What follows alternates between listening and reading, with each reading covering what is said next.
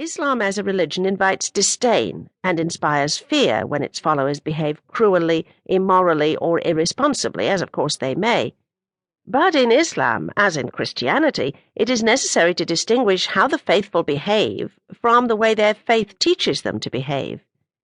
Even within the community of Islam, believers frequently disagree on what is required of them. The Ayatollah Khomeini and Anwar Sadat, both Muslims, condemned each other's policies, which were all imposed in professed compliance with the requirements of the faith. In the 14 centuries since Islam was established, it has often been a source of conflict, violence, and fanaticism, but it has also been a source of generosity, beauty, and inspiration. Its record does not compare unfavorably with that of Christianity. The performance of the Muslim Arabs when they conquered Egypt in the 7th century, for example, is a model of benevolence compared to that of the Catholic Spaniards in Mexico and Peru. The Koran, the holy book of God's revelations that is the foundation of Muslim doctrine, does not teach that violence is to be shunned. On the contrary, it prescribes violence in defense of the faith, and teaches that those who join the struggle are more likely to be admitted to paradise than those who do not. But the Koran also ordains justice, charity, mercy, self-denial, and tolerance. Those who count themselves Muslims are not in their daily lives any more prone to violence or aggression than non-Muslims. They are farmers, factory hands, bureaucrats, airline pilots, bank clerks, soldiers, sewer cleaners, midwives, going about their business as best they can. But it is important to remember that Islam defines the purpose of their lives and sets the standards by which they conduct their personal and communal affairs. The world of Islam is uniquely God-centered. As a newspaper correspondent assigned to the Middle East, I lived in Egypt and traveled the Muslim world from Tunisia to Pakistan. The headline events that kept me and my colleagues moving around from crisis to crisis were sometimes related to the Islamic faith of the participants, as in the Iranian Revolution, and sometimes partially related to Islam, as in the Lebanese Civil War and the insurgency in Afghanistan. But economics, politics, history, and tribal memory have the same influence on Muslims as on anyone else. Islam cannot be credited or blamed for everything that happens in the Muslim world.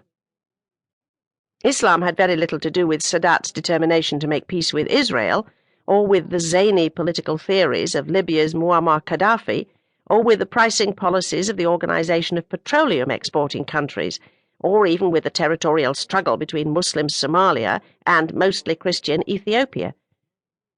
If the principles of Islam were followed, every Muslim would treat every other Muslim like a brother. In fact, they have been attacking one another almost since the founding of the faith.